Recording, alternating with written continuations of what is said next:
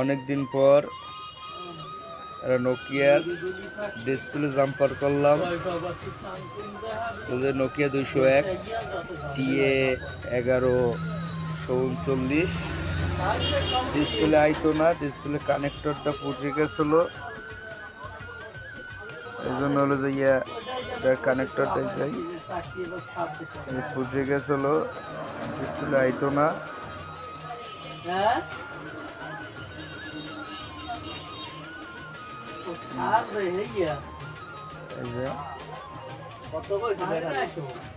Battery 1000 হয়েছে। এই যে সর্বশেষ হলো যে জাম্পার করলাম, এখন ডিসপ্লে ডান। একটু ধর দিই।